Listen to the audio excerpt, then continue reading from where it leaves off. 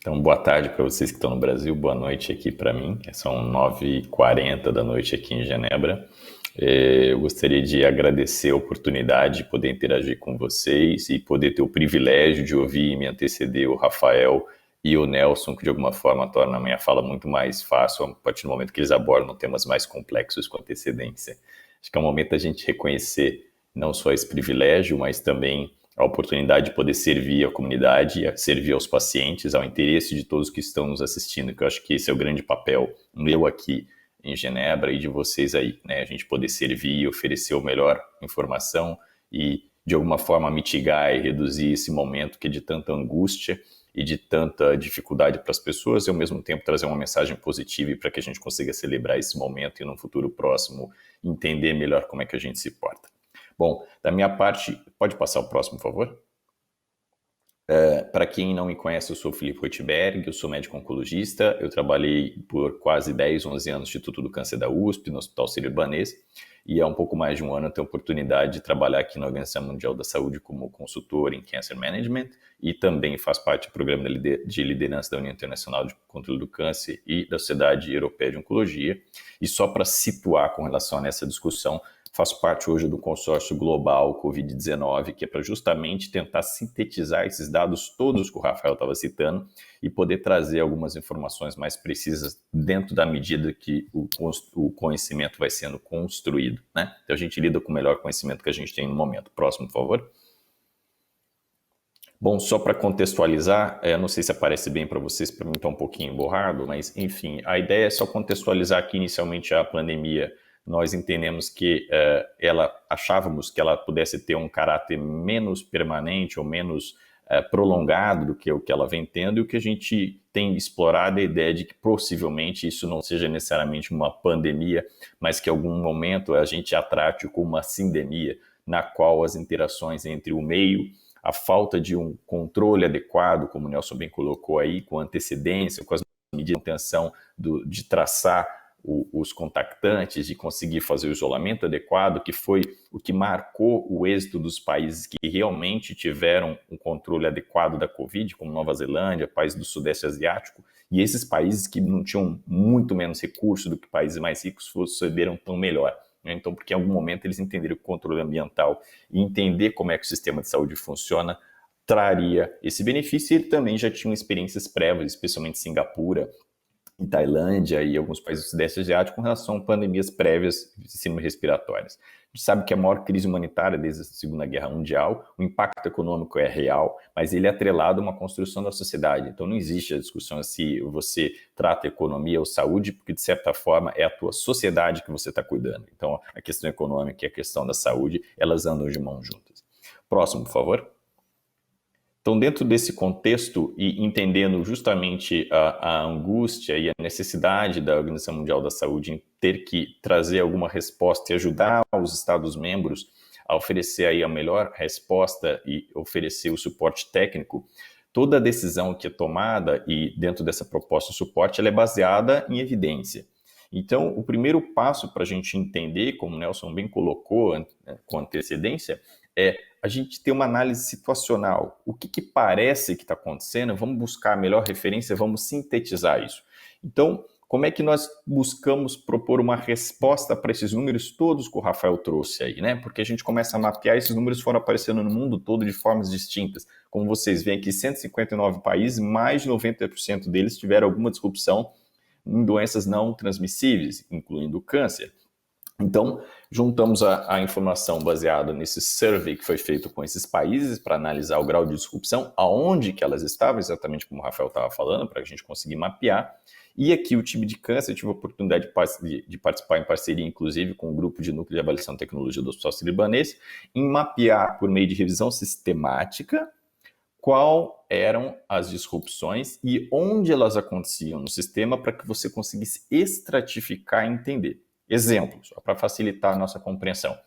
Se eu tenho um paciente que ele não quis ir ao hospital porque ele tinha receio de se infectar e por algum motivo ele atrasou, esse ponto tem uma forma de eu atuar diferente daquele hospital que, por algum motivo, parou de ter o atendimento adequado ao paciente com câncer, porque ele deslocou toda a área de atendimento dele à Covid, ou aquela instituição que, de algum momento, reorganizou o sistema e pediu para que os pacientes fizessem só um acompanhamento que tinha em segmento, retornassem 2, 3 meses e priorizaram os que estavam em tratamento. Então, a gente precisava mapear, não só dizer que eu tinha atraso ou que eu tinha uma redução de volume de atendimento, mas estava por tipo de tumor. E o que isso representava? Era no diagnóstico? Era no tratamento?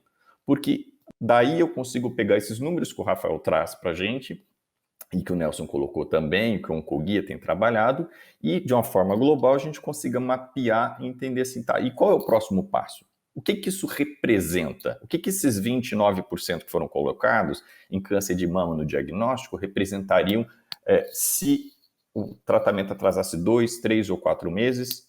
O tratamento também foi atrasado, ou só o diagnóstico? Então, fica uma situação que a gente precisa aprender a lidar com esse número. E como foi colocado, o conhecimento ele é em construção. Próximo, por favor. Então, existe uma discussão muito interessante, eu tenho números aqui bem contundentes com relação a atraso em diagnóstico, abandono de tratamento, modificação de quimio, cirurgia, radioterapia. Uma coisa é a redução do delivery, ou seja, o volume de atendimento que eu dou. A outra coisa também que a gente precisa analisar é a alteração da qualidade do tratamento. Então, eu preciso modificar o meu tratamento, e em modificando eu posso ter algum impacto em qualidade, e esse impacto em qualidade tem alteração lá na frente no desfecho do paciente, que é o que o Rafa falou.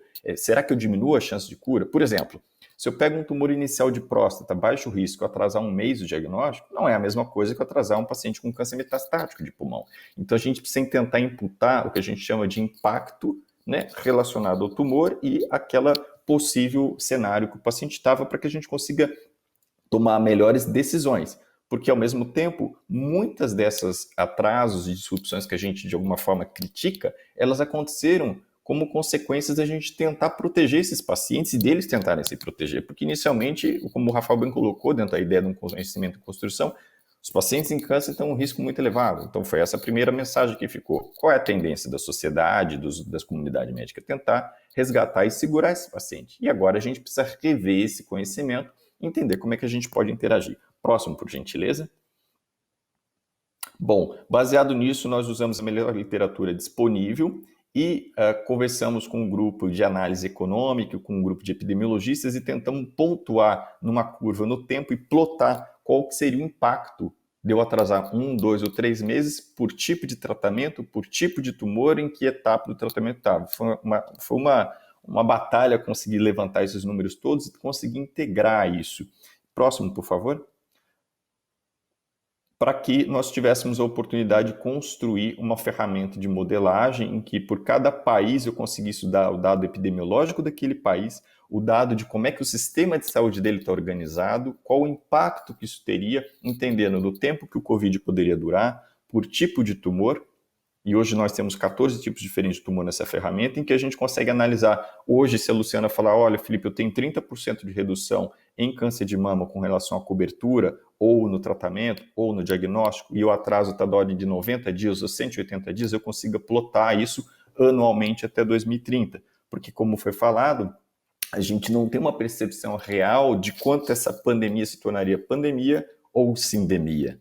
E isso tem um impacto que se reflete no tempo. Ele não só acontece agora, o Rafael pontuou muito perfeitamente.